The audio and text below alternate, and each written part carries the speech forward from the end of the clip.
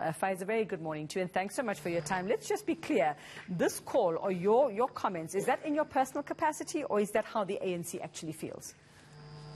Yes, there is an ANC statement, greetings to everybody. There is an ANC statement, but as a comrade and friend, I'm speaking in my personal capacity. I think Jeremy Vearey is a generation above us in the MK structure, so I'm speaking in that capacity and basically asking the question, why is all the ex-MK heroes and generals being punished and victimized in the police? Jeremy is the latest of a string of comrades that's being persecuted. We speak of Andre Lincoln, Zelda Holtzman, Anwar Dramat, Gary Cruiser, Robert McBride, Peter Jacobs, and now Jeremy Vearey. And I think it's so ludicrous. I thought that we're still in the fifth administration when I saw that he's being fired for posting on Facebook. Is this the best trumped-up charges that this corrupt management can bring about? And clearly, it's painful. South Africans, there's bigger fish to fry. There's criminals to catch. I think everybody knows that Jeremy Vearey is a people's cop. He's what we call on the Cape Flats a denker sardinus. He writes funny Cape Flats. And he's been only putting the bad cops behind bars. Well, Faiz, let's just talk about exactly what happened for Mr. Vearey to have been dismissed. I mean, you talk about Facebook posts, but it's not just Facebook posts. It was or media posts that said things about National Commissioner Cele. That was the accusation. And if I have to look at some of them that were posted, I mean, there's language which I, of course, cannot repeat here, but, you know, some of those posts, that's what they contained as well. I mean, he was just sort of sharing as well, you know, articles that had been written. But as somebody in a service like the police service, and as a South African who wants to feel safe, can you not begin to understand then how something like that might bring the police service into disrepute, might lead to South Africans feeling that this entire organization or institution is actually unstable and not feeling safe, that it does jeopardize what people think of our police service? Look, I agree. We need to use appropriate language, but we were taught up in the ANC and in the underground that we must speak out into injustices. We must condemn corruptions. So what's happening now? The National Commissioner himself is not fit, and he's being investigated to Home Office. I mean, the scandal around the grabber is a case in point.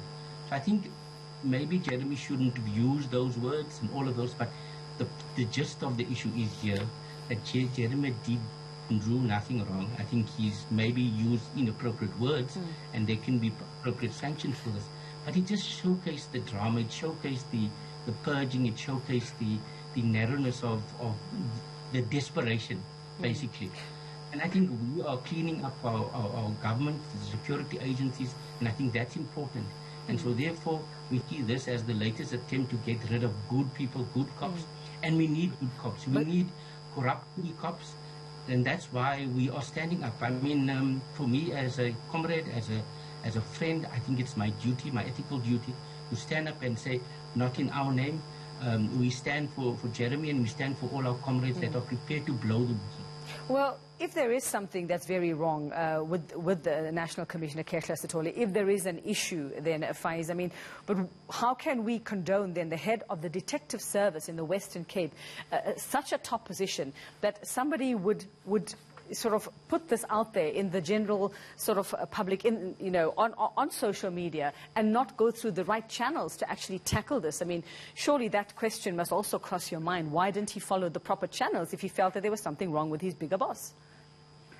And surely we must also see that there is a conflict of interest by the National Commissioner signing off the very recommendations for dismissal of another general that has raised concerns. I mean, it's an open secret that Jeremy, Peter, comrades have made allegations of the National Commissioner, have gone through processes. And it's the very National Commissioner that is now signing the dismissal order. So clearly there is a conflict of interest there. Clearly we need intervention. Clearly we must get to the bottom of this. Well, it is an internal police matter for now, which was unfortunately aired in public in the way it was with those posts as well. But what would you want the President and what would you want the Police Minister to actually do in this case? What exactly do you want them to do? Look, I think it is a big challenge for us, especially in the Western Cape, because we need to turn the tide against criminals and gangs, and we need good cops, and we need them to be above reproach. We appreciate the fact that there's bad cops being charged and taken out and dealt with corruption.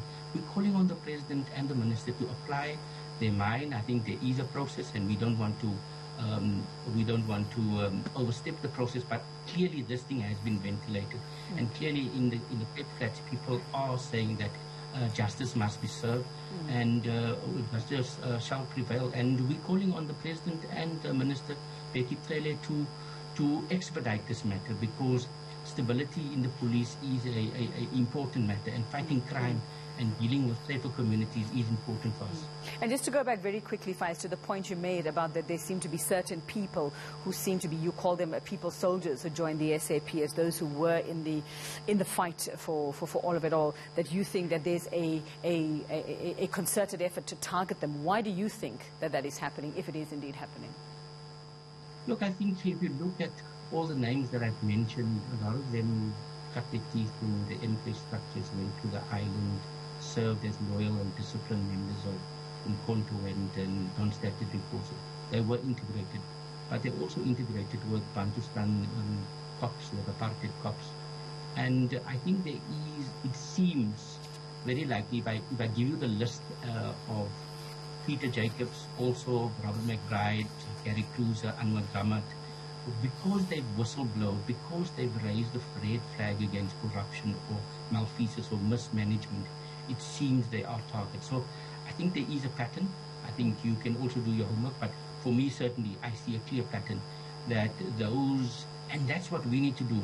We need to encourage small people or big or people with ethical leadership to put up their hands and be counted and say no to corruption, and we as society must protect them, because you see bad things happen when good people say nothing.